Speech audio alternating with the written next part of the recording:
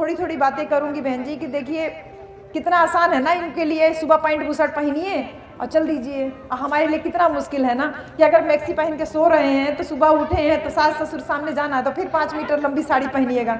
हाँ, साड़ी पहनिए, उसके पल्लू लीजिए, साल सूटर पहनिए, तो मुश्किल है ना। साड़ी पहनना मुश्किल है और पैंट बुशर्ट पहनना आसान है ना। आदमी होना एक तरीके से कई बार आसान भी है, मुश्किल है आदमी होना भी, लेकिन औरत होना थोड़ा मुश्किल है। क्योंकि आदमी होना इसलिए आसान है कि रहन सहन से लेके जन्म से ही पैदा हुआ, लड़का हुआ तो चला 10-10 लड़के होते चले जा रहे हैं, कोई टेंशन नहीं है। लेकिन 8-8 10-10 बेटियां होती जा रही हैं तो टेंशन होने लगती है। तो जन्म से ही ले करके बड़े होने तक हम लोग जो परेशानियां झेलते हैं, इसी जीवन की जो परेशानी है ना कि थोड़ा आसान हो जाती जिंदगी। जैसे चूल्हा फूकते थे, लकड़ी लेके आ रहे हैं, गोईठी लेके आ रहे हैं, टेंशन हो रही है, बारिश में भी सुखाने की जगह नहीं मिल रही है। आज गैस हो गई है, रोज नहीं खाना बनता है कभी कभी, लेकिन कम से कम सुबह शाम तो आराम हो गया। बच्चों का नाश्ता टिफिन बनाना है तो फट से गैस जलाई, गैस ने जिंदगी आसान कर दी ना। चूल्हा फूकने से थोड़ी सी मुक्ति मिल गई है। हाँ, तो अब आसान हो गया है, सर्दी में स्वेटर मिल जा रहा है, साल मिल जा रहा है, आसान हो गया है। हम लोग छोटे छोटे थे तो अड़ोसियों पड़ोसियों से सबसे कपड़े मांग मांग के पहन लेते थे, क्योंकि शादी विवाह में जाना तो सबके पास तो होते नहीं थे, और इतना बड़ा फैमिली जब हो तो सबके लिए तो माँ बाप नहीं दे पाते थे, तो अड़ोसी पड़ोसी हम लोगों से मांग लेते थे, हम लोग भी अड़ोसी पड़ोसी से मांग लेते थे, काम चल जाता था। आज जिंदगी ज़्यादा आसान है, एक एक बच्चे के पास में 2-2 3-3 4-4 सेट कपड़ा रहता है। तो इसी आसान और मुश्किल जिंदगी के बीच की बात है जो बाकी लोग बोल रहे थे। ये जितने भी लोगों का आप लोग फोटो अगल बगल में देख रहे हैं ना, इन लोगों ने जिंदगी में 2 रास्ते जो हम सब लोगों के लिए होते हैं। एक रास्ता होता है जो आसान रास्ता होता है, दूसरा रास्ता जो होता है वो सही रास्ता होता है, लेकिन थोड़ा कठिन होता है। तो उस कौन सा रास्ता हम चुनना पसंद करते हैं? जो आसान रास्ता जो आगे चल के हमको गड्ढे में गिरा देगा वो रास्ता आप चुनिए, या जो सही रास्ता है लेकिन थोड़ा मुश्किल है, कांटों भरा है, वो रास्ता हम चुनते हैं। तो हम अगर औरतों की बात करें तो हमने थोड़ा मुश्किल रास्ता चुना है, क्योंकि हम औरतें पैदा हुई हैं, हम परिवार भी संभालती हैं, नौकरी भी कर रही हैं, घर बच्चे भी संभाल रहे हैं, और समाज में भी दुनिया में भी निकल रहे हैं। आप हैं, आपको पैसा कमाना है, आपकी भी अलग तरीके की मुश्किलें हैं, लेकिन कुछ सहूलियतें आपको ज़्यादा मिली होती हैं कि आप कहीं पे भी हा हा हा करके हंस सकते हैं। और हम लोग अभी छोटे पैसे अगर हंसना शुरू कर दे तो माई खुदे कोनी मार मार के परेशान कर देती है। दूसरे घर जाए के, आन घर जाए के, बुक्का फाड़ के हंसती है, दांत नहीं पोरती है, पता नहीं क्या क्या चीज़ बोलते रहते हैं। तो थोड़ी मुश्किल हमारी है, लेकिन कुछ सहूलियतें आपको मिली हुई हैं। लेकिन इन जिन महापुरुषों का फोटो यहाँ पर लगा हुआ है, इन महापुरुषों ने वो रास्ता चुना जो सही रास्ता था। सही रास्ता भाई, जीवन और मृत्यु हमारे हाथ में नहीं है। हम पैदा तो हो गए इंसान के रूप में, चाहे औरत पैदा हुए चाहे आदमी पैदा हुए, लेकिन औरत आदमी पैदा होने के बाद में हम अपने क्रियाकलापों से कौन सा रास्ता चुनते हैं, ये हमको महान बनाता है या फिर हमको नीच बनाता है। जैसे संत शिरोमणि गुरु रविदास महाराज कहते हैं कि रविदास जन्म के कारणे होत न कोउ नीच। रविदास जन्म की वजह से कोई नीच नहीं होता है। ये जो ओछे कर्म की कीच मानुष को नीचा कर देती है, ओछे कर्म की कीच, जो काम नीचा करते हो उससे तुम्हारा स्टेटस जो है वो नीचा हो जाता है। आदमी को नीच बनाता है उसका कार्य। तो ये कार्य किस तरीके का है, ये हमको सबसे पहले राह दिखाई भगवान बुद्ध ने। जब बुद्ध का जन्म हुआ उस समय तमाम मत चल रहे थे। अगर आप बुद्ध को थोड़ा थोड़ा जानिए बहन जी, आप किताब नहीं पढ़ती हैं, हमारे रास्ते इसीलिए थोड़े मुश्किल हो जाते हैं। किताब पढ़ करके जानना आसान रास्ता है, लेकिन हम पढ़े लिखे ही नहीं है तो किताब कैसे पढ़ पाएं।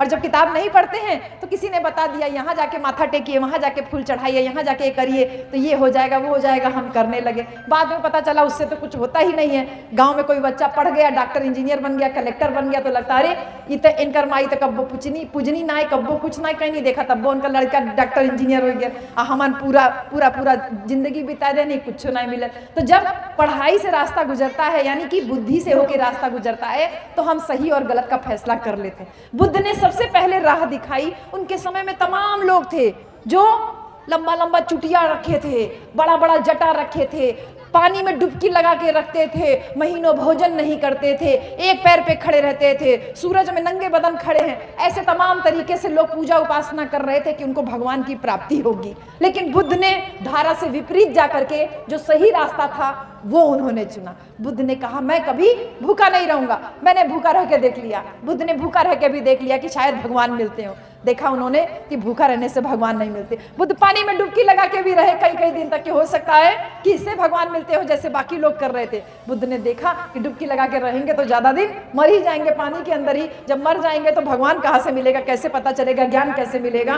तो बुद्ध ने वो रास्ता भी छोड़ दिया। सारे रास्ते छोड़ करके फिर बुद्ध ने अपना रास्ता बनाया। वो रास्ता कहाँ से था? वो रास्ता मन के भीतर से होती आता है। बुद्ध ने कहा मनो पुंबंगमा धम्मा मनो सेठा मनोमया, यानी मन ही सारी बातों का अगुआ है, मन ही सारी बातों का प्रधान है। सारी बातें मन से शुरू होती हैं और मन से ही आके खत्म होती है। यही मन है जो कहता है अरे देखो पड़ोसी का 2 मंजिला मकान हो गया और हमारे झोपड़ी की झोपड़ी रह गई। ये नहीं कि झोपड़ी है तो हम संतुष्ट तो हैं, खुशहाल तो हैं। क्या पता वो चोरी डकैती करके अपना 2 मंजिला मकान बनवाया हो, अब पता चला उसके घर पुलिस आ गई, तब संतोष करती है अरे चला कौनो बात ना, अपन झोपड़िया है तो का, लेकिन कब पुलिस थाना तो ना भयल, इतना तो संतुष्टि है, खुशी होती है ना। बुद्ध ने वही सही रास्ता हमको बताया कि मन से सारी बातें शुरू होती है और मन से ही सारी बातें खत्म होती हैं। इसी मन से हम पैसा कमाने की इच्छा रखते हैं, इसी मन से हम जो हमको मिल जाता है उससे हम संतुष्ट रहते हैं, लेकिन हमेशा ये सोचते हैं कि हमको इस जीवन से आगे बढ़ के जाना है। मेरी माँ बिल्कुल अनपढ़ है, एकदम अंगूठा टेक है, लेकिन हमको पढ़ा लिखा के प्रोफेसर बना दी ना बहन जी। तो जहां वो थी वहां से संतुष्ट नहीं थी, उन्होंने कहा मैं अनपढ़ रह गई तो क्या, लेकिन मेरी बेटी तो पढ़ेगी लिखेगी, तो बेटी को उन्होंने पढ़ाया। तो जहां पे थे वहां से आगे बढ़ने का रास्ता हमको बुद्धि से, विवेक से चल करके जाता है। ये रास्ता हमको भगवान बुद्ध ने सबसे पहले बताया कि किसी बात को इसलिए मत मानिए कि सदियों से परंपरा चली आ रही है। अपनी बुद्धि का प्रयोग करने के लिए बुद्ध ने कहा किसी बात को इसलिए भी मत मानिए कि बहुत सारे लोग मानते हैं। बुद्ध ने आगे ये बात कही कि किसी बात को इसलिए भी मत मानिए कि कोई महापुरुष बोल के जा रहा है, या मैं खुद कहूं कि मैं प्रोफेसर हूं, मैं कह रही हूं, इसलिए भी इस बात को मत मानिए। बुद्ध कहते हैं कोई विद्वान, कोई पढ़ा लिखा कह के जा रहा है, किसी बात को इसलिए भी मत मानिए कि वो कह के जा रहा है। बुद्ध आगे कहते हैं किसी बात को इसलिए भी मत मानो कि किसी धर्म ग्रंथ में लिखी हुई है। धर्म ग्रंथ में लिखा है कि औरत नीच है, औरत पढ़ेगी तो नरक में जाएगी। आज औरत पढ़ रही है नरक में जा रही है? हम तो पढ़ के प्रोफेसर बन गए, का नरक में है? नहीं ना, आपके सामने है, अच्छा जीवन जी रहे हैं। यहाँ जितनी भी महिलाएं गा रही थी, पढ़ी लिखी हैं, तभी तो गीत लिख पा रही हैं, क्या नरक में जा रही हैं? लेकिन धर्म ग्रंथों में लिखा है कुछ कि औरत पढ़ेगी तो नरक में जाएगी। बुद्ध ने कहा किसी बात को इसलिए मत मानिए कि धर्म ग्रंथों में लिखा है। बुद्ध ने इस बात का, सब बातों का खंडन किया और बुद्ध ने कहा अपना दीपक स्वयं बनिए। जो धारा के विपरीत जाके जो सही बात थी वो बुद्ध ने कही कि अपना दीपक स्वयं बनिए, यानी कि अपने अंदर झांक के देखिए कि क्या सही है और क्या गलत। और बुद्ध कहते हैं आगे उस बात को कि सही और गलत की जांच कर लीजिए, परख लीजिए। अगर आपको जो बात सही लगे और सही लगने के बाद ये लगे कि लोक कल्याणकारी है, यानी सब लोगों के मानने योग्य है, तब उस बात का आप पालन कीजिए। कितना बड़ा मंत्र भगवान बुद्ध दे के जाने। ताली बजाने की जरूरत नहीं भैया, बिल्कुल ताली नहीं बजाएगा। मेरी बातें हम आपके विचार परिवर्तन के लिए यहाँ पे चल करके आए हैं, नहीं तो इतवार को आराम से हम भी घर में सो रहे होते जैसे बाकी लोग सो रहे हैं। ये विचार परिवर्तन बुद्ध से हमको मिला। बुद्ध कह रहे हैं कि जांच लीजिए, परख लीजिए, और अगर आपको लोक कल्याणकारी लगे तब उस बात को मानिए। बुद्ध ने सही रास्ता चुना, मुश्किल जरूर था, लोगों ने उनका साथ छोड़ दिया। उनके 5 शिष्य थे, उनका साथ छोड़ दिए। बोलते हैं ये करप्ट हो गया, बुद्ध करप्ट हो गया, ये खाना खा करके व्रत कर रहा है, तपस्या कर रहा है, ये नहा करके तपस्या कर रहा है। ऐसे थोड़ी ज्ञान प्राप्त होता है। लेकिन जब बुद्ध को ज्ञान प्राप्त हुआ तो वही 5 लोग बुद्ध के सबसे पहले शिष्य बने, और 5 लोगों से आज पूरे दुनिया में कितने सारे देशों में बुद्ध का धम्म पताका फहरा रहा। यही काम जो सही और गलत के बीच का था वो हमको बुद्ध सिखा के गए, और भगवान बुद्ध के जाने के बाद सम्राट अशोक सिखा करके गए। सम्राट अशोक बलशाली राजा थे ना, आराम से इतना सारा मार काट मचाए थे, बड़े राजा थे। लेकिन एक दिन आभास हुआ कि ये रास्ता सही नहीं है, लोगों को मारना सही रास्ता नहीं है, लोगों के ऊपर विजय प्राप्त करना सही रास्ता नहीं है। एक छोटे से साधारण से भिक्षु जो भगवान बुद्ध की आस्था में विश्वास रखते हैं, भंते लोग, वो चीवर पहने हुए भंते लोगों ने उनसे कहा कि तुम देखने में तो एकदम खूनी लग रहे हो, हत्यारे लग रहे हो, युद्ध से आ रहे हो, तुम्हारे हाथ में जाने कितने लोगों का खून पी हुई तलवार है, तो तुम तो हत्यारे हो। उन्होंने कहा मैं महान राजा सम्राट अशोक हूं, मैं कलिंग युद्ध जीत के आया हूं। वो भंते कहते हैं विजयी वो नहीं होता जो दूसरे के ऊपर विजय प्राप्त करता है, विजयी वो होता है जो स्वयं के ऊपर विजय प्राप्त करता है। स्वयं के ऊपर मतलब मन में किसी प्रकार का राग ना रहे, द्वेष ना रहे, ईर्ष्या ना रहे, कोई चुगली कोई किसी तरीके का कोई भी बैर ना रहे, किसी के प्रति कोई ईर्ष्या ना रहे, इसको विजय प्राप्त करना बोलते हैं। सम्राट अशोक को समझ में आया कितनी बड़ी बात थी, मुझे क्यों ना समझ में आई, मैं तो लोगों को मारने में ही अपना विजय प्राप्त करना समझ रहा था। रास्ता छोड़ दिए, बुद्ध की राह पे चल दिए और क्या कहलाए, महान राजा सम्राट अशोक। क्या पड़ी थी उनको, वो भी तो चाहते तो मारकाट करके खाली साम्राज्य का विस्तार करते रहते, लेकिन उन्होंने सही रास्ता चुना, सत्य का मार्ग चुना। वो सत्य का मार्ग जो आपको और हमको दिखा के गए कि समाज में एकता बने रहना जरूरी है, सहिष्णुता बने रहना जरूरी है, सबका इकट्ठा रहना जरूरी है। वही रास्ता आगे चल करके अगर मैं बात करूं, जैसे अशोक को महान कहा जाता है, ऐसे पूरे विश्व में केवल 3 लोग हुए जिनको महान कहा जाता है। एक अशोका द ग्रेट, दूसरा अलेक्जेंडर द ग्रेट यानी सिकंदर महान, और तीसरे अकबर द ग्रेट यानी अकबर महान। अकबर तो मुसलमान राजा था ना, जैसे बाकी लोग औरंगजेब जैसे लोग थे जो अपना साम्राज्य का विस्तार कर रहे थे, वो भी कर सकता था। वो भी चाहता तो तलवार के दम पे किसी से भी कह देता कि जो मैं कह रहा हूं वो तुम मानो, लेकिन नहीं, उन्होंने सत्य का रास्ता चुना। धारा के विपरीत जाके जो सही रास्ता था, कठिन रास्ता था, उस रास्ते को चुना। अपने दरबार में तमाम अलग अलग धर्म के लोगों को बुलाते थे, बातचीत करते थे, और बातचीत करके उन्होंने बताया कि देखो ये रास्ता सही है, ये रास्ता सही है। और फिर उन्होंने धर्म चलाया, दीन-ए इलाही। दीन-ए इलाही यानी जो दीन दुखियों का धर्म हो। वो कोई भगवान नहीं है जो कि आपसे पैसा मांगता हो, वो कोई भगवान नहीं है जो आपसे खाना मांगता हो, वो कोई भगवान नहीं है जो आपको भूखा रहने के लिए कहता हो। भगवान वो है जो आपके सुख दुख में आपका साथी बने, जिससे आप कुछ कहो या कुछ बात करो तो वो आपको आपके प्रश्नों का जवाब दे सके कि दुख है, दुख का कारण है। जैसे बुद्ध ने बताया कि दुख सबके पास है, किसी का पक्का मकान बन गया है, किसी का कच्चा मकान है इसलिए दुखी है, कोई बुढ़ौती से दुखी है, कोई बीमारी से दुखी है, किसी का बच्चा पढ़ रहा है इसलिए दुखी है, किसी का बच्चा नहीं पढ़ रहा है इसलिए भी दुखी है कि उसके पास हो सकता पैसा नहीं है बच्चे को आगे पढ़ाने के लिए। दुख है, दुख का कारण है, ये कारण बताने वाले धर्म को चलाया अकबर महान ने। तो धारा के विपरीत जाकर के उन्होंने किया। वो चाहते तो तलवार के दम पे तमाम धर्म परिवर्तन कर सकते थे, इसलिए वो महान राजा सम्राट अशोक की तरह महान राजा सम्राट अकबर कहलाए। धारा से विपरीत जाकर के ही संत शिरोमणि गुरु रविदास, विप्र न पूजिए गुण ज्ञान हीना, विप्र न पूजिए गुण ज्ञान हीना, और पूजिए चरण चांडाल के जो होवे गुण ज्ञान प्रवीणा। उन्हीं के समय में तुलसीदास जी हुए थे जो कहते थे ढोल गंवार शूद्र पशु नारी सकल ताड़न के अधिकारी। ढोल जैसे पीट रहे हैं ना भैया, इतना बढ़िया ढोलक बजा रहे हैं, कहें ढोल पीटा जाए काबू में रहता है। ढोल गंवार आदमी, ले भैया गंवार आदमी इतना ठंडी में रात में अपना जाकर के वहाँ गेहूं को पानी लगा रहा हो, कह रहे हैं गंवार आदमी को पीटना चाहिए। गंवार आदमी रात में खेत में पानी न लगाए तो ये सब बिना अनाज के मर जाए भूखे, लेकिन वो कह रहे हैं गंवार आदमी को पीटा जाए। ढोल गंवार शूद्र, और यहाँ तथाकथित जितने हिंदू लोग बने हुए बैठे हो ना, लेकिन तुम हो तो शूद्र ही ना।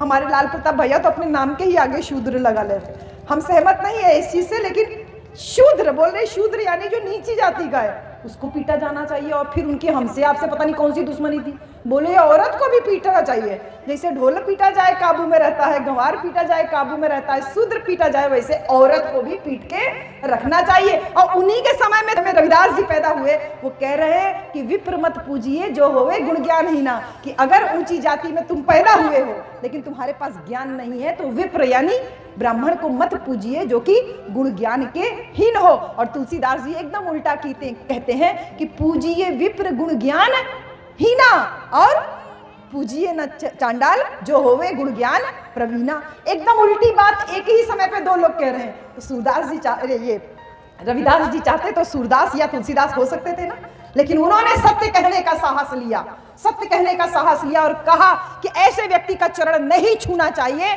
जिसके पास ज्ञान ना हो, जो झूठ बोलता हो, जो अंधविश्वास फैलाता हो, और ऐसे व्यक्ति का चरण पूजना चाहिए जो भले नीच कुल में जन्म लिया हो लेकिन उसके पास ज्ञान की शक्ति हो, ज्ञान की ताकत हो। और इन्हीं के समय में कबीरदास जी का भी जन्म हुआ जो कहते हैं, अरे जो तू ब्राह्मण ब्राह्मणी का जाया, आन बाट काहे नहीं आया। मुझे इस बात का गर्व है कि मैंने अपनी माँ के पेट से जन्म लिया। आपको इस बात का गर्व है कि आप भी अपनी माँ के पेट से जन्म ली। भैया आपको भी इस बात का गर्व है कि आप अपनी माँ के पेट से जन्म लिए, लेकिन कुछ लोगों को गर्व है कि वो अपनी माँ के मुंह से जन्म लिए। कुछ लोगों को गर्व है कि वो हाथ से जन्म लिए, कुछ लोगों को गर्व है कि वो पैर से जन्म लिए। हमें गर्व है कि हम अपनी माँ के गर्भ से जन्म लिए। कह रहे हैं कबीरदास जी, सत्य कहने का साहस किए, सत्य और असत्य के बीच में बहुत छोटी सी खाई थी।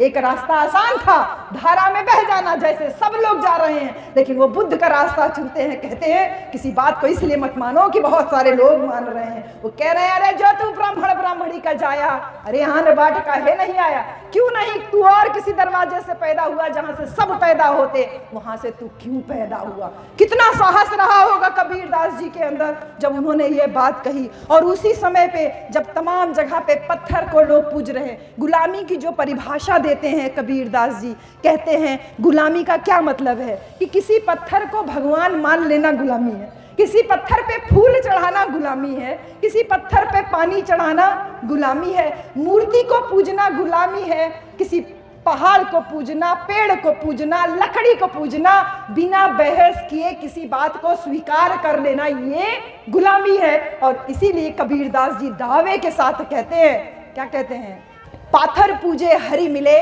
तो मैं पूजू पहाड़, और घर की चाकी को ना पूजे पीस खाए संसार। घर की चकिया कोई नहीं पूजता है। हमारी मम्मी लोग बताती हैं कि सुबह 3:30 बजे उठ के जाता चलाती थी, तब जाके घर में गेहूं का आटा बन पाता था, रोटी बन पाती थी। तो घर में इतनी बड़ी चकिया है, वो भी तो पत्थर की है, उसका कोई नहीं पूजा करता। ये साहस किया कबीर दास जी ने, आपको कठिन लेकिन सही रास्ता बताया कि अगर पत्थर पूजने से भगवान मिलते तो मैं पहाड़ की पूजा करता। ये रास्ता सही हमको बताया हमारे महापुरुषों ने, कठिन था लेकिन सही रास्ता बताया। हमने कबीर दास की बात नहीं मानी। आए छत्रपति शाहू जी महाराज, उन्होंने सीधे सीधे कहा घोड़ों के बीच में रेस लगवाया जा रहा है। कैसे रेस लगवाया जा रहा है कि जो ताकतवर घोड़े हैं वो कमजोर घोड़ों का शेर खा जा रहे हैं। बहन जी, घर में भी ऐसा होता है, जो घर का मोटा बच्चा होता है, खाना अगर आके लगे तो मोटका लड़का सबको धकिया करके पहले वो खा लेता है, गिरा लेता है, उसके बाद जो बचेगा वो दूसरे का आएगा, अपना ढुलमुलाते वो खाता है। बहुत छोटा सा उदाहरण है जो हम लोग के घर में हमको रोज देखने के लिए मिलता है। शाहू जी महाराज हमको कह रहे हैं कि जो मोटे घोड़े हैं, जो ताकतवर घोड़े हैं, वो कमजोर घोड़ों का शेर खा ले रहे हैं। इसलिए मैं अपने राज्य में आरक्षण की व्यवस्था कर रहा हूं। आरक्षण की व्यवस्था का मतलब जैसे ये कर दिया ना आरक्षण की व्यवस्था, इस कार्यक्रम में सूरज जी ने पहले ही आरक्षण की व्यवस्था कर दी, बीच में बल्ली लगा दिया, रस्सी बांध दिया, और इधर की कुर्सी इधर, इधर की कुर्सी इधर, नहीं तो ये ताकतवर घोड़े आप लोगों को जमीन पर बैठाते, सारी कुर्सियां खुद ले जाते। सही बहन जी, तो पहले ही व्यवस्था कर दिया ना कि आपका शेयर की कुर्सी आप बैठिए, आप भी सम्मानित हैं, आप भी सम्मानित हैं, आप भी कुर्सी पे बैठिए, आप भी कुर्सी पे बैठेंगे। ये सम्मान वाला रास्ता चुना, थोड़ा कठिन जरूर था, उस समय कोई हिम्मत नहीं कर पा रहा था, लेकिन शाहू जी महाराज ने हिम्मत किया, हमको सही रास्ता बताया कि आपको अगर आपके अनुपात में आरक्षण मिल जाए तो आप उन कमजोर घोड़ों से मजबूत घोड़ा बन जाएंगे, और जब मजबूत घोड़ा बन जाएंगे तब रेस लगाना, तब देखेंगे कि तुम कितना हमारी बराबरी कर पाते हो। हमने साहू जी महाराज की बात नहीं मानी, और उसके बाद आई हमारी अम्मी फातिमा शेख, महात्मा ज्योतिबा फूले और माता सावित्रीबाई फूले, जिनका जन्मदिन मनाने के लिए आज हम लोग यहाँ इकट्ठा हुए। ये जनवरी का महीना बहुत क्रांति का महीना होता है बहन जी। 1 जनवरी 1818 को, 1 जनवरी 1818 को, 1818, 1918, 2018, तो 200 साल हो गए। 1818 से 1918, 1918 से 2018, 200 साल हो गए। और 18 के बाद ये 205 साल हो गया। 205 साल पहले 1 जनवरी 1818 को 500 महारों ने, जिनके गले में मटका टंगा हुआ था, कमर में झाड़ू लगी हुई थी, 28,000 पेशवा थे जिन लोगों ने हमारे गले में मटका और कमर में झाड़ू बांधी हुई थी। मौका मिला अंग्रेजों के आने से, अंग्रेजों ने हमको सेना में भर्ती किया, हमको मौका मिला कि अपने गले से मटका तोड़ सकते हैं, कमर में झाड़ू बंधी है उसको छोड़ सकते हैं, वो जो हम लोगों को बांधा गया अपने ऊपर हुए अपमान का बदला ले सकते हैं। केवल 500 महारों ने 28,000 पेशवाओं को गाजर मूली की तरह काट दिया। तो अगर आप भाग दे करके देखिए 28,000 को 500 से, तो एक महार ने कितने कितने पेशवाओं को मारा?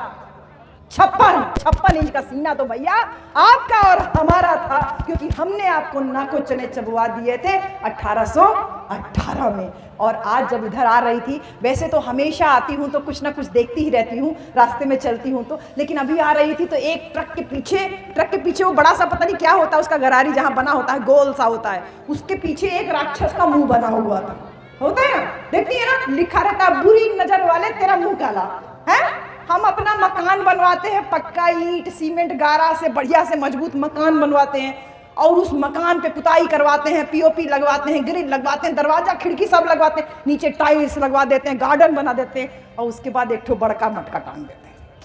पूरे घर का शोभा पे एक मटका पे लगा देते हैं कि बुरी नजर वाले तेरा मुंह काला। जब मैं रास्ते में ट्रक को देख रही थी तो मेरे दिमाग में ये बात आई कि ये मुंह काला क्यों है इसका, और ये इतना मोटा दाना मूंछों वाला क्यों है? क्योंकि वीर थे हम और मूल निवासी थे, मेहनत कश लोग थे, इसलिए तो हम लोग काले काले हैं ना बहन जी। हम लोग गोरे थोड़ी हैं। थोड़ा बहुत हम लोग का रंग साफ हो गया तो गेहुआ में आ जाता है, नहीं तो हमारे भाई लोग, हम लोग तो मूल निवासी लोग हैं ना, मेहनत कश लोग हैं, धूप में काम करने वाले, खेती किसानी करने वाले, हम ही लोग काले थे और हम ही लोग मोर्चा लेने वाले थे। इसीलिए ये लोग हमसे डरते थे और आज भी हमारा जो मटकी लगा के रखते हैं, इन लोगों से हमको दूर रहना है। लेकिन हम लोग इतने मूर्ख हैं कि हम लोग भी उन्हीं की बातों में आकर के उन्हीं अपने ही महापुरुषों का फोटो लगा लगा के सोचते हैं कि बुरी नजर वाले तेरा मुंह काला। बुरी नजर वाले का मुंह काला नहीं है, अरे हम वीर साहसी थे।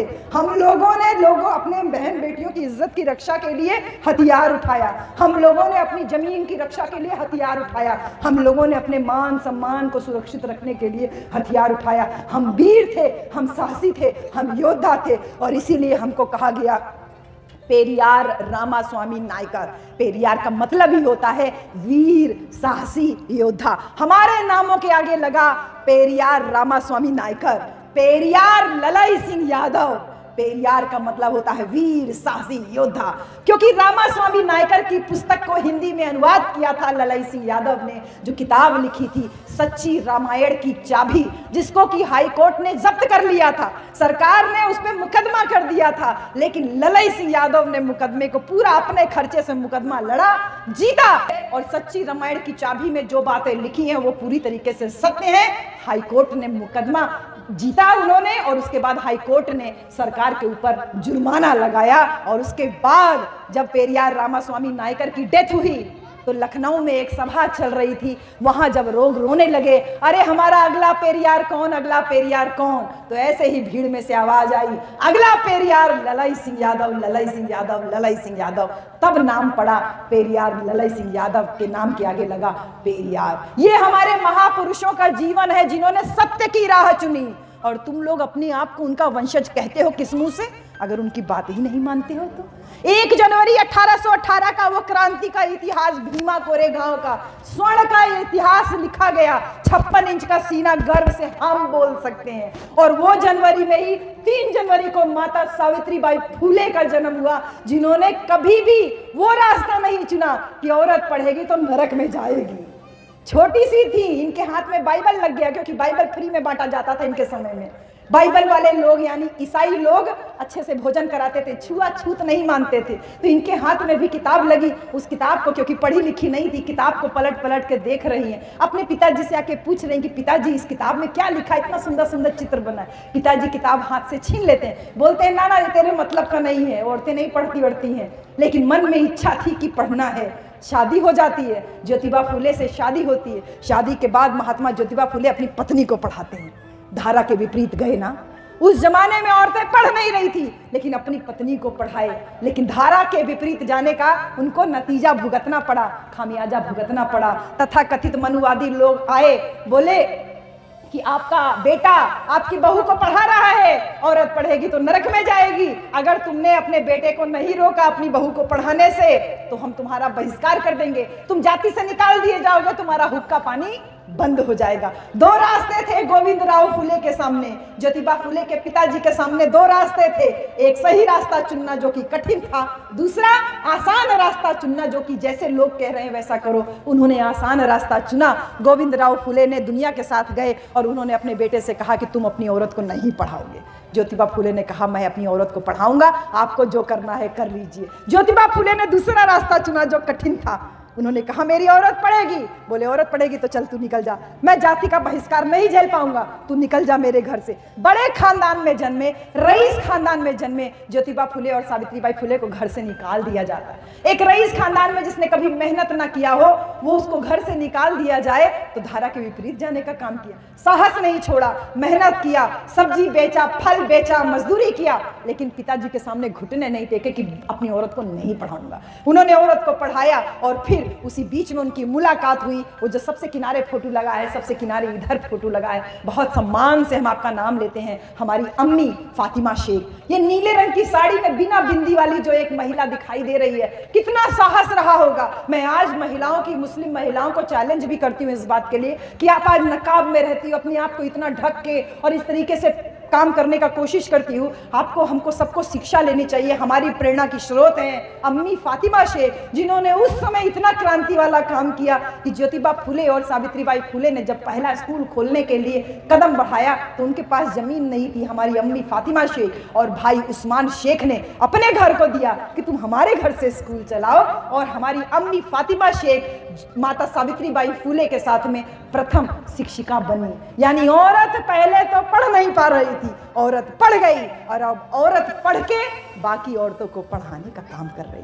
तो ये दोनों महान विभूतियों का जन्म इसी महीने हुआ। 3 जनवरी को माता सावित्रीबाई फुले का और 9 जनवरी को हमारी अम्मी फातिमा शेख का जन्म हुआ। नमन करती हूँ इन दोनों का, जिन्होंने इतना क्रांति का काम किया, आपके और हमारे दिल में इतना साहस भरने का काम किया। अगर इन दोनों ने अपना पहला स्कूल नहीं खोला होता तो हम बीएचयू में प्रोफेसर तो क्या बहन जी, झाड़ू पोछा की नौकरी के लायक भी नहीं होते, क्योंकि औरत पढ़ती तो नरक में जाएगी। यही तो हमने सुना था, यही हमारी माँ सुनती और यही हम सुनते और यही हमारी अगली पीढ़ी सुनती। तो नमन है इन दोनों महान विभूतियों का, जिनकी वजह से आज आपका और हमारा वजूद जिंदा है। नमन करती हूँ उसके बाद जिनका फोटो लगा हुआ है, ये जो बिंदी लगाया हुआ बड़ा सा चेहरा देख रही हैं, किसका फोटो है ये? पीछे बहन जी बताओ केकर फोटो भाई? हाँ, ये माता रमाबाई का फोटो है। ये माता रमाबाई का फोटो है, क्योंकि बहन जी आदमी को बनाने में लोग कहते हैं औरत का हाथ सबसे बड़ा होता है, बनाने और बिगाड़ने दोनों में। तो अपने ये अभी हमारी बहन जी बहुत अच्छा गाना इस पे बनाई है कि गोईठी पात के पढ़ौले भीम के, बहुत अच्छा गाना इन्होंने लिखा है, जो निशा जी गाना गा रही थी कि कंडे पात पात के उन्होंने अपने पति को विदेश पढ़ाया। ये वो महान शख्सियत है जिन्होंने बाबा साहब को बाबा साहब बनाया। अपने 4-4 बच्चों को एक के बाद एक मर गए, कभी इन्होंने उफ तक नहीं किया, धारा से विपरीत जा करके। जहां औरत का आदमी अगर पढ़ा लिखा होता है, नौकरी करता है, तो उसके साथ जिद करती है, हमको गहना चाहिए, हमको कपड़ा चाहिए, हमको घर मकान चाहिए, हमारा बच्चा अच्छे से पढ़े लिखे। लेकिन इन्होंने कभी परवाह नहीं की, बोले बाबा साहब आप पढ़िए, पहले आपको मौका मिला है विदेश पढ़ने जाने का, आप विदेश जाके पढ़िए। ऊंची शिक्षा लेके बाबा साहब आते हैं, उस बीच में बाबा साहब के 2 बच्चे खत्म हो जाते हैं, लेकिन माता रमाबाई कभी भी शिकायत नहीं करती कि मेरा पति बाहर पढ़ने गया है, मेरे बच्चे मर गए, कौन देखेगा। यहाँ अपने बच्चों को दिन भर गोईठी पात पात के, कंडे पात पात के, ये जो उपले बना बना करके, उससे एक टाइम का भोजन बहुत मुश्किल से करा करा के अपने बच्चों को पाल रही थी। बाबा साहब विदेश से पढ़ के आते हैं, डॉक्टर की डिग्री लेके आते हैं, बड़ौदा के महाराज के यहाँ नौकरी कर लेते हैं। माता रमाबाई खुश होती है कि मेरा पति नौकरी करने गया है, अब मेरे बच्चों को 2 टाइम का कम से कम भरपेट भोजन मिलेगा। उनको इस बात की लालसा नहीं थी कि मेरा पति मेरे लिए गहना कपड़ा खरीदेगा, इसलिए खुश थी कि मेरे पति मेरे बच्चों को कम से कम अब 2 टाइम का भोजन कर पाएंगे। लेकिन नौकरी में गए तो जाति कभी पीछे नहीं छूटती ना बहन जी, जाति कभी पीछे नहीं छूटती। चपरासी पानी नहीं देता था, फाइल ऐसे दूर से फेंक के बाबा साहब को देता था। इतना विदेश से डिग्री लेके आने के बाद में भी छुआछूत बाबा साहब के साथ खत्म नहीं हुआ। बाबा साहब नौकरी से इस्तीफा दे करके घर आ जाते हैं, कहते हैं रमा मुझसे ये बर्दाश्त नहीं हुआ कि मैं इतना पढ़ा लिखा होकर के भी मेरे साथ इतना अपमान किया जाता है, मैंने नौकरी से इस्तीफा दे दिया। बोलो रमा मैंने ठीक किया ना? रमाबाई जो कि खुश थी कि मेरे बच्चे 2 टाइम का भरपेट भोजन करेंगे, वो कहती है नहीं बाबा साहब आप बिल्कुल ठीक किए, आपकी जगह मैं भी होती तो मैं भी यही कहती, हम भूखे रह सकते हैं लेकिन अपने सम्मान के साथ समझौता नहीं कर सकते। धारा के विपरीत जाकर के माता रमाबाई ने बाबा साहब का साथ दिया और बाबा साहब से कहा कि आप जाइए अपनी अधूरी पढ़ाई पूरी करके आइए। बाबा साहब को दोबारा विदेश भेज देती है और यहाँ वैसे ही अपने बच्चों को उपले बना बना करके अपने बच्चों को पालती हैं। और फिर बाबा साहब का एक बच्चा और ख़त्म हो जाता, लेकिन शिकायत शिकायत नहीं करती। लौट के बाबा साहब विदेश से आते हैं, बैरिस्टर का डिग्री लेके आते हैं, लॉ का डिग्री लेके आते हैं, वकील हो जाते हैं बम्बई के कोर्ट में। ऐसे ही शाम का समय था, बाबा साहब का चौथा बच्चा बीमार पड़ा था। माता रमाबाई की बात कर रही हूँ। रमाबाई ने संदेशा भिजवाया बाबा साहब को कि जाके कह दीजिए कि बच्चा बीमार है, कुछ सुई दवाई कर जाए। जैसे 3 बच्चे मर गए, कहीं चौथा ना मर जाए। सारा काम धाम छोड़ के बाबा साहब घर आते हैं तो देखते हैं इनका चौथा बच्चा ऐसे जमीन में लेटा होता है, लंबी लंबी सांसें ले रहा होता है। बाबा साहब अपने बच्चे को गोदी में उठाते हैं, देखते हैं तो शरीर बुखार से तप रहा होता है। अब नया नया प्रैक्टिस शुरू किए थे तो पैसा एक जेब में था नहीं, जेब में हाथ डालते हैं कि कहीं पैसा कुछ मिल जाए तो बच्चे का दवाई कर जाए। ऐसे सोच ही रहे थे, तब तक बाबा साहब की गोदी में चौथा बच्चा दम तोड़ देता। जब चौथा बच्चा मर जाता है तब माता रमाबाई फूट फूट करके रोने लगती, कहती हैं बाबा साहब अब बस बहुत हो गया, बहुत हो गया। आपके ज्ञान पाने की इच्छा ने, आपके समाज सेवा ने मेरे 4 बच्चों को मुझसे छीन लिया, पूरा परिवार उजाड़ दिया। अब मुझसे और बर्दाश्त नहीं होता बाबा साहेब, अब मैं आपसे और नहीं कह सकती, जाके लोगों की मदद कीजिए। तब बाबा साहब माता रमाबाई के कंधे पे हाथ रखते हैं और कहते हैं रमा, तू तो अपने एक बच्चे की मौत पे मेरे कंधे पे सिर रख के रो भी सकती है। मैं अपने समाज के हजारों बच्चों को रोज मरते हुए देखता हूँ, मैं अपना दुख किससे कहूँ, अपना गम किससे जिद करने लगती। कहती बाबा साहब सब बात ठीक है, लेकिन मेरा बच्चा, आप कहते थे बड़ा होकर देश पे राज करेगा, आज मेरा बच्चा मर गया है, बताइए कैसे देश पे राज करेगा, मेरे बच्चे की जिंदगी कैसे वापस आएगी। तो बच्चे को बाबा साहब गोदी में लिए होते हैं, नीचे उठा के जमीन पर रख देते हैं और माता रमाबाई को साहस बनाते हुए कहते हैं रमा, ये बात ठीक है कि मैं कहता था कि मेरा बेटा राजरत्न बड़ा होकर देश पे राज करेगा, लेकिन भले ही आज हमारा बच्चा हमारे बीच में नहीं है तो क्या, हमको छोड़ के चला गया है तो क्या, लेकिन मैं अपने इस मरे हुए बच्चे के शरीर को छू के कसम खाता हूँ कि मैं ऐसा काम करके जाऊंगा कि इस देश की हर रमा की कोख से पैदा हुआ हर राजरत्न इस देश पे राज करेगा। और बाबा साहब ने अपना किया हुआ वादा निभाया, निभाया कि नहीं निभाया। माता रमाबाई अपने बच्चे के मृत्यु पे इतना रोती है, लेकिन बाबा साहब के शब्दों से उनको साहस मिलता है और कहती है कि ठीक है बाबा साहब, जो आपने प्रतिज्ञा की है कि मेरे समाज के जो बाकी बच्चे हैं वो कभी इस तरीके से भूखे नहीं मरने चाहिए, बिना इलाज के नहीं मरने चाहिए, इतना अभाव में उनका जीवन नहीं होना चाहिए, जो आपने प्रतिज्ञा ली उस प्रतिज्ञा को आप पूरा कीजिए। बच्चे को अंतिम संस्कार के लिए जब पड़ोसी लोग लेके जाते हैं तो बाबा साहब फूट फूट करके रोने लगते हैं। अभी तक वो रमाबाई को साहस बंधा रहे थे, लेकिन अब बाबा साहब रोने लगते हैं। सारे लोग सोचते हैं कि बेटा मर गया है इसलिए डॉक्टर अंबेडकर रो रहे हैं, लेकिन रमाबाई समझ जाती है कि मेरा पति क्यों रो रहा है।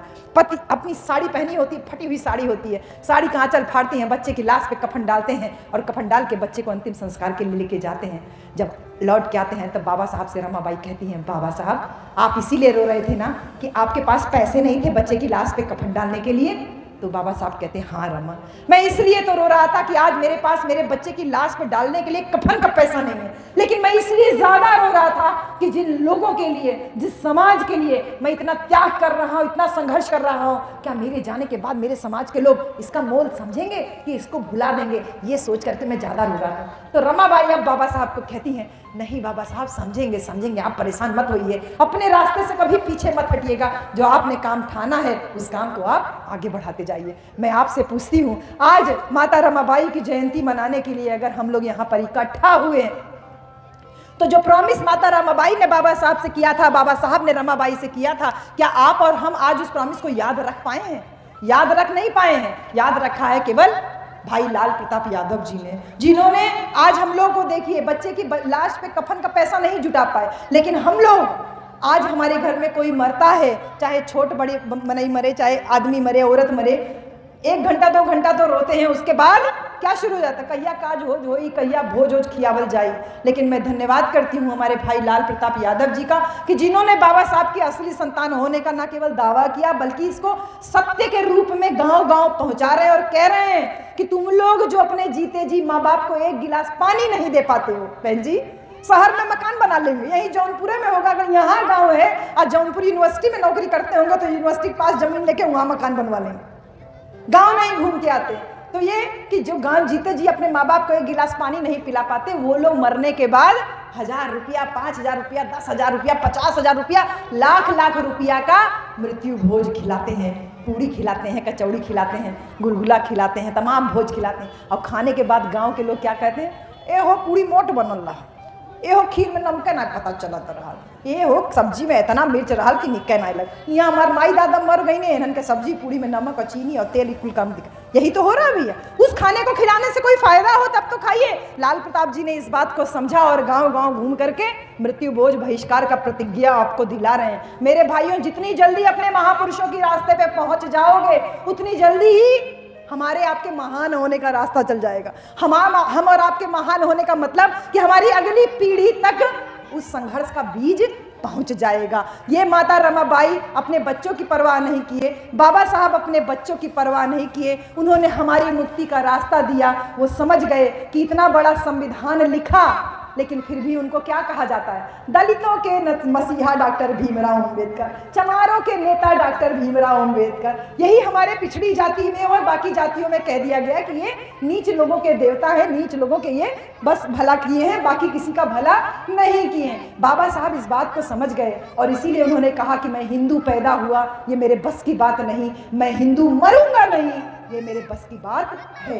कितना बड़ा पेन लिया होगा बाबा साहब ने अपने दिल में जब उन्होंने इतनी बड़ी बात कही कि मैं हिंदू पैदा हुआ, मेरे बस की बात नहीं।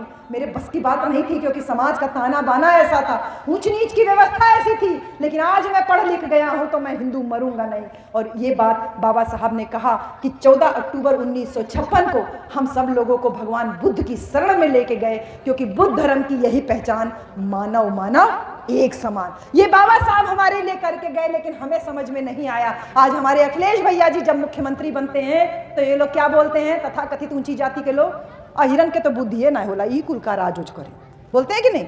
अहिरन के तो बुद्धि घुटना में होले, ई कुल का क्या बोलते थे? राम नरेश यादव वापस जाओ, जाके अपनी भैंस चराओ।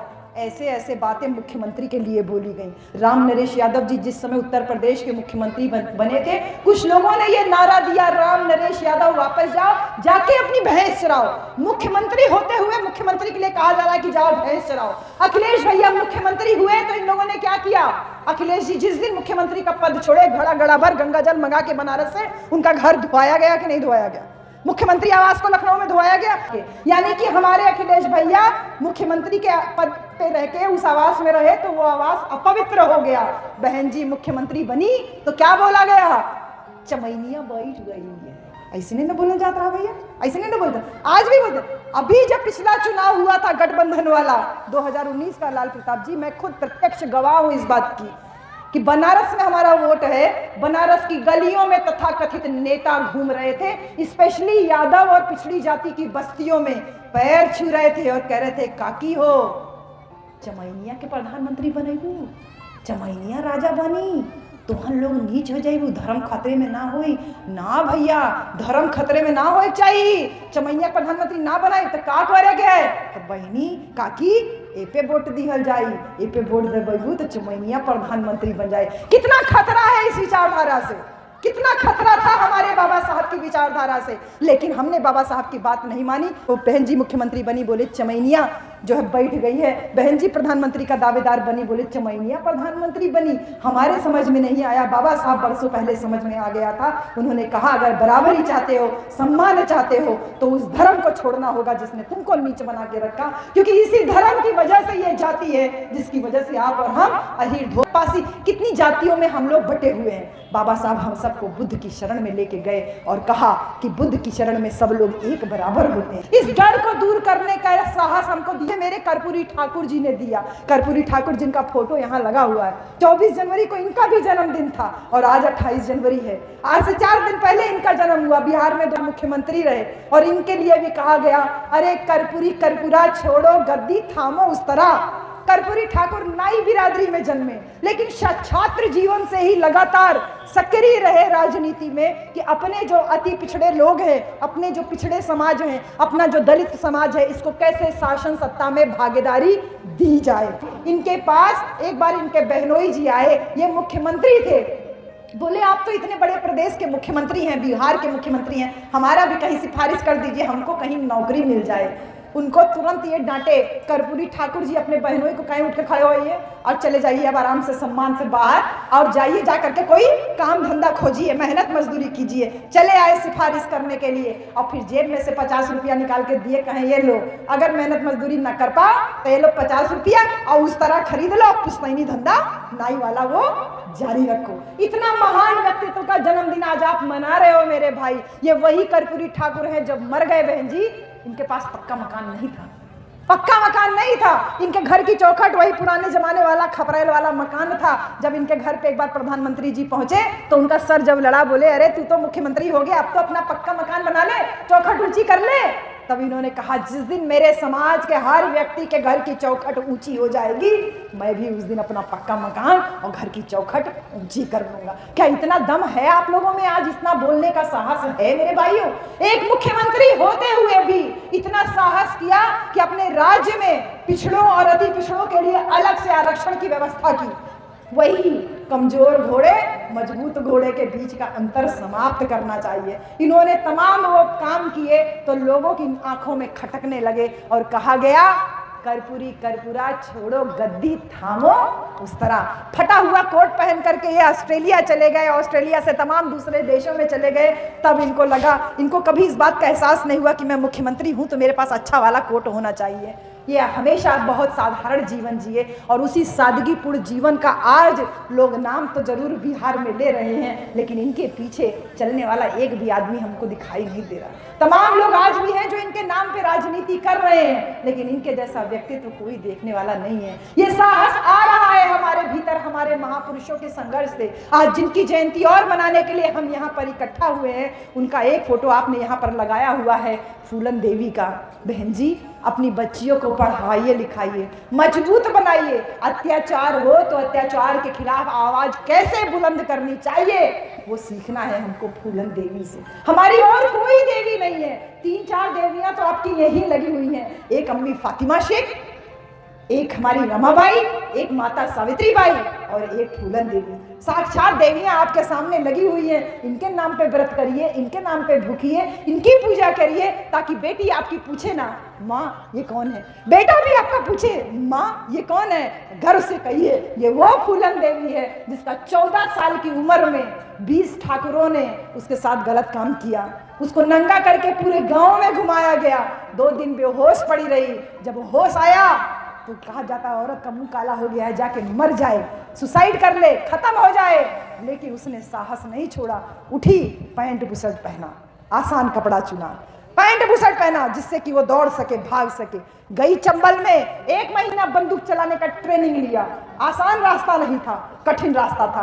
पैंट बुशर्ट पहनना आसान होता, इसीलिए मैंने शुरुआत इसी से की थी। पैंट बुशर्ट पहनना आसान था, बंदूक चलाना आसान नहीं था। 1 महीना बंदूक चलाने का ट्रेनिंग ली, वापस अपने गांव में आई और उन्हीं 20 ठाकुरों को एक लाइन से खड़ा करके उसी गोलियों से भून करके अपने ऊपर हुए अत्याचार का बदला लिया। इसलिए ये वीरांगना कहलाई और फिर ये देश की संसद में चुन करके गई। लेकिन वो लोग जो कहते हैं बुरी नजर वाले तेरा मुंह काला, उनको आज भी हमसे डर लगता है, हमारे लोगों से डर लगता है। हमारे पुरुषों से तो डर लगा ही लगा, हमारी औरतों से भी इनको डर लगता है कि ये लोकसभा से निकल के बाहर आ रही थी, इनको गोलियों से भून दिया गया। डर था तुमको, औरत से डर।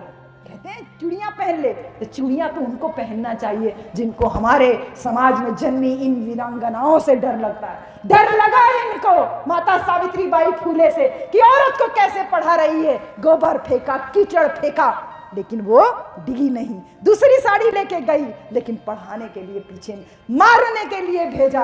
मारने के लिए जिसको भेजा था उसी को एक तमाचा पलट के माता सावित्री बाई फूले ने मारा और कहा तेरी हिम्मत कैसे हुई ये बोलने की, तू मुझे मारने आया। मैंने प्रतिज्ञा ली है कि मैं जीते जी औरतों को पढ़ाऊंगी, किसी में दम नहीं है कि जो मुझे मार सके। 2 थप्पड़ आदमी खाया, दिमाग होश ठिकाने आ गया, लज्जित हुआ और लज्जा के मारे वहां से भागा, दोबारा कभी मुंह नहीं दिखाने आया। ये साहस भरा हमारी वीरांगनाओं ने, और यही साहस हम चाहते हैं कि हमारे बहुजन समाज के नेताओं में भी हो। हमारे समाज में जो वर्तमान नेता हैं इनके अंदर भी ये साहस हो। मेरे प्यारे भाइयों, अम्मी फातिमा शेख और भाई उस्मान शेख का नाम बार बार लूंगी, इसलिए कि जब जब बहुजन समाज पे परेशानी आई, मुसलमानों ने एक पैर पे खड़े होकर के उनका साथ दिया। मान्यवर कांशीराम साहब का गांव गांव मिशन चला। कई कई दिन जब वो भूखे रहे तो यही देवरिया में आयातुल्ला खान नाम के मुसलमान भाई ने अपने घर में भात और दाल खिला करके साहब को जिंदा रखा, मिशन मूवमेंट के काम में आगे सहयोग किया।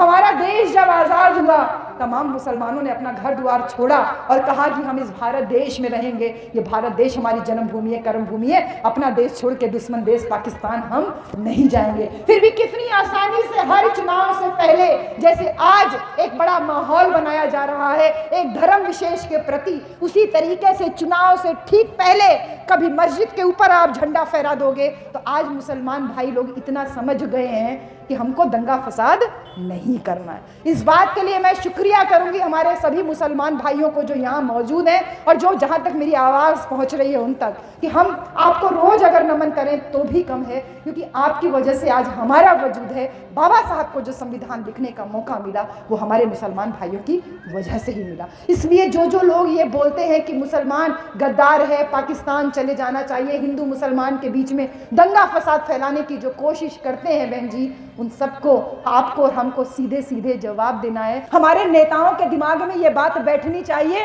कि अकेले लड़ोगे तो वही हालत होगा कि राम नरेश यादव वापस जाओ जाके अपनी भैंस चढ़ाओ। अकेले लड़ोगे तो वही हालत रहेगी कर्पूरी कर्पूरा छोड़ो गद्दी थामो।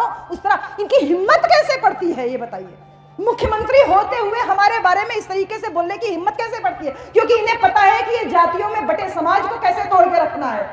ये धोबी को पासी से लड़ा के रखना है, पासी को चमार से लड़ा के रखना है, चमार से अहिर सोचेगा मैं तुझसे ऊंचा, अहिर से पाल कहेगा मैं तुझसे ऊंचा, पाल से मौर्या कहेगा मैं तुझसे ऊंचा। इनको ऊंच नीच में बना के रखना बहुत आसान है। और फिर जो थोड़ी बहुत बुद्धिमानी की गुंजाइश हम लोग अपने नेता लोगों से कर रहे हैं, लेकिन बड़ा अफसोस लगता है आज के दौर में, जिस दौर में देश में इतनी बड़े संख्या में जीतने वाली जो राजनीतिक पार्टी है उसके तमाम बड़े बड़े नेता गांव देहात में घूम रहे हैं, लोगों के बीच में झूठे झूठे प्रचार कर रहे हैं, वहीं हम और हमारे बहुजन समाज के नेता लोग क्या कर रहे हैं? हम लोग क्या कर रहे हैं? हमारे पास तो एक बहुत सुंदर सा मोबाइल आ रखा है ना, इस मोबाइल में तमाम तरीके के रील वीडियोस आते हैं। हाँ, ऐसे मोबाइल खोलते हैं, घर पहुंचिए, मोबाइल खोले और उसके बाद स्क्रॉल करना चालू है, बढ़िया बढ़िया वीडियो देखते हैं, एक पल में हंसते हैं, एक पल में रोते हैं। किसी की मौत देख ली, फिर आगे स्क्रॉल किए, फिर कोई टिकटॉक वाला हंसने वाला वीडियो है, हाँ हाँ हाँ हंस रहे। इसके द्वारा आपके हमारे दिमाग के ऊपर कब्जा करके हमको पागल बनाया जा रहा है। इसी से प्रचार किया जा रहा है कि तुमको अब देशभक्ति का नशा नहीं चाहिए, तुमको अब धार्मिकता का नशा चाहिए। धर्म का इतना बड़ा नशा कर दिए कि 26 जनवरी का गणतंत्र दिवस कहीं दिखाई ही नहीं दे रहा है। जबकि इस बात का आभास रहे मेरे भाई कि अगर आपने नाम के आगे शूद्र लगाया है तो वो शूद्र का स्टेटस आपको वापस देने के लिए दिन रात मेहनत कर रहे हैं। आपको उनकी विचारधारा का प्रचार नहीं करना है, उनकी तारीखों का प्रचार नहीं करना है। वो क्या कर रहे हैं इसका प्रचार नहीं करना है। हमको सही राह चुननी है।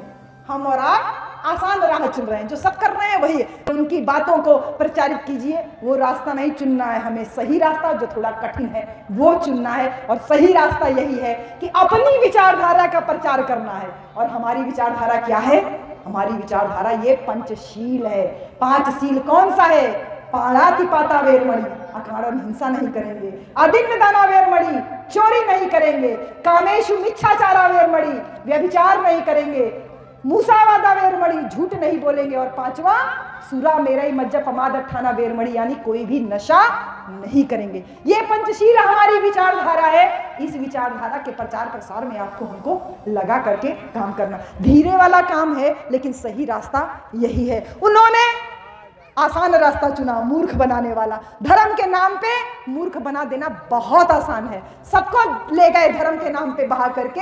हमारे लोग भी बहुत सारे लोग गए, बहुत सारा नारा लगाते हुए गए, लेकिन ये जान लीजिए जो बुद्ध ने कहा कि ये रास्ता आसान जरूर है, धारा के साथ बहने वाला जरूर है, लेकिन धारा के साथ बहते बहते किसी दिन तुम जाके गहरी खाई में गिरा दिए जाओगे। जब तुम्हारे को होश आएगा तो तुमको देखने को मिलेगा कि तुम्हारे छोटे छोटे जो बच्चे हैं ना, ये तब आपकी उम्र के हो जाएंगे, 25-30 साल के हो जाएंगे, और बैठ के तुमको गरी आएंगे, दादा रहला तो संविधानो रहल, कुल चीज रहल, कैसे खत्म हो गया बतावा?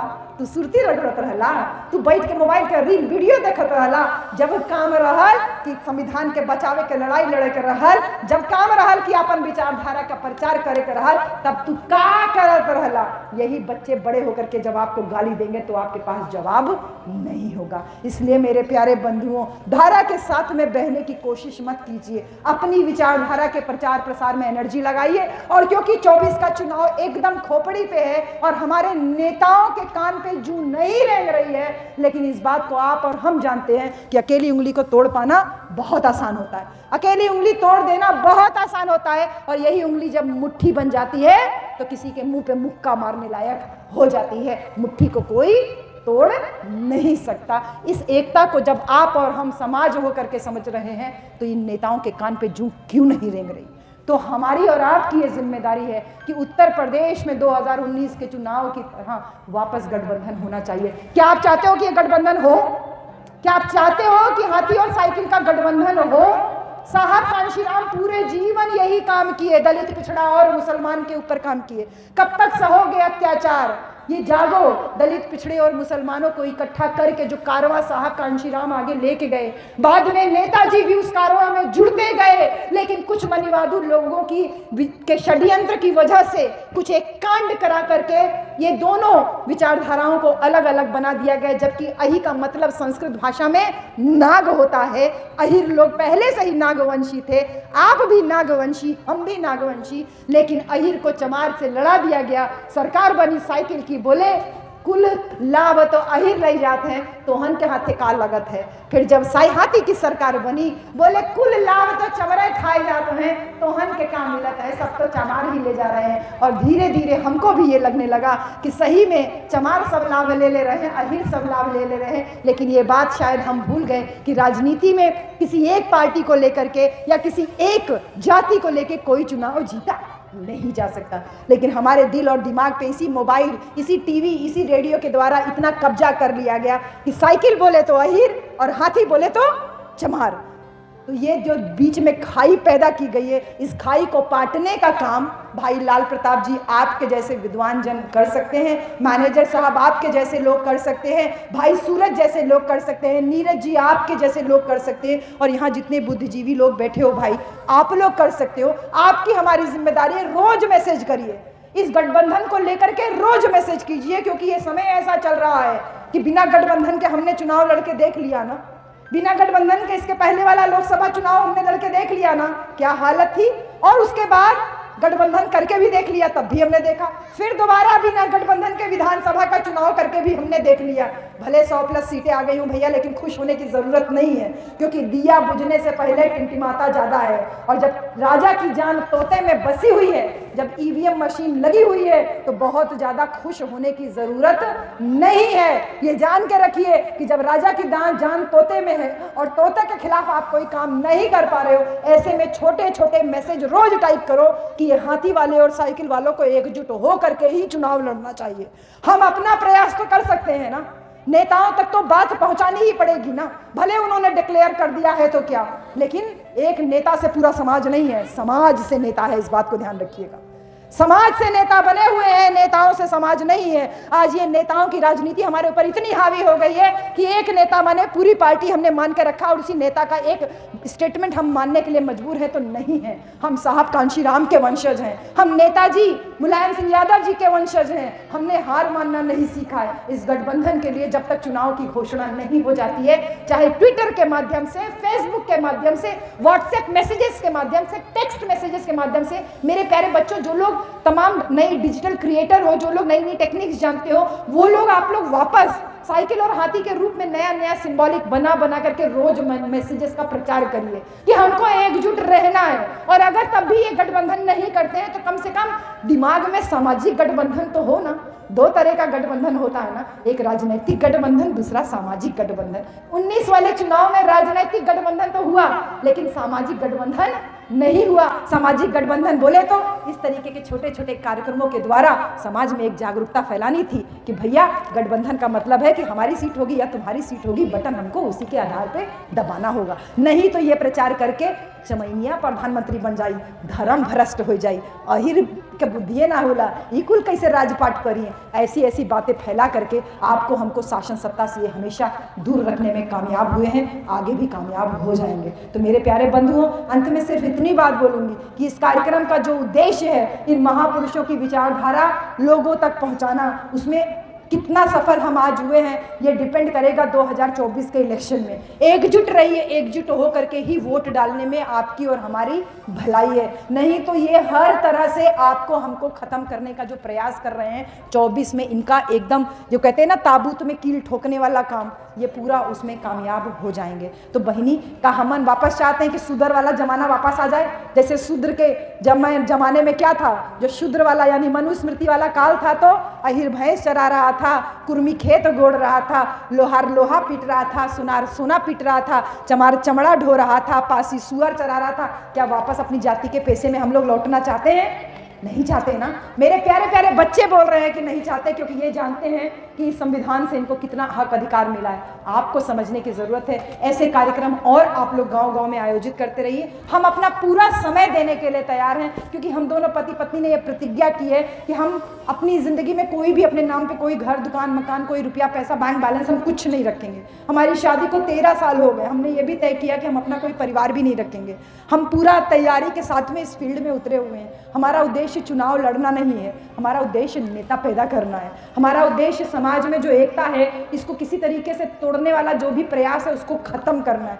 इस तैयारी के साथ आपके बीच में है, इसीलिए हमको भय नहीं है कि हमारी नौकरी चाहे रहे या ना रहे, लेकिन अगर समाज इकट्ठा रहेगा, एकजुट रहेगा, तो बहन जी कभी खाए बिना तो नहीं ना मरेंगे। एक दिन आपके यहाँ खा लेंगे, एक दिन बेटा आपके यहाँ खा लेंगे, एक दिन आपके यहाँ खा लेंगे, एक दिन भैया आपके यहाँ खा लेंगे, लेकिन ये जो कार्यक्रम है ये लगातार चलते रहेगा। तो मैं पुनः धन्यवाद करूँगी कि हमारी बहुजन शक्ति टीम जो आजमगढ़ से चल के आई है, ये टीम एक ऐसी टीम है, ये जो मैंने स्टेज पे आपको बुला लिया था, ये पूरी जो बहनें हमारी हैं, ये बहनें कोई बहुत पढ़ी लिखी नहीं है। इसमें से खाली 2 ही बहनें पढ़ी लिखी है, 2 बिल्कुल अनपढ़ हैं, लेकिन इसके बावजूद गांव-गांव में घूम घूम करके बाबा साहब के गीत बना रही हैं। कैसे कि ये इन लोगों ने देखा कि हम लोग जूझ रहे हैं, अकेले काम कर रहे हैं, तो इन्होंने कहा कुछ नहीं कर सकते हैं तो ये काम तो कर ही सकते हैं। छोटा सा ढोलक खरीदी 10-10-20 रुपया जोड़ के और गीत के माध्यम से गाँव-गाँव में प्रचार कर रही हैं। तो क्या ये गीत आप नहीं गा सकती बहन जी?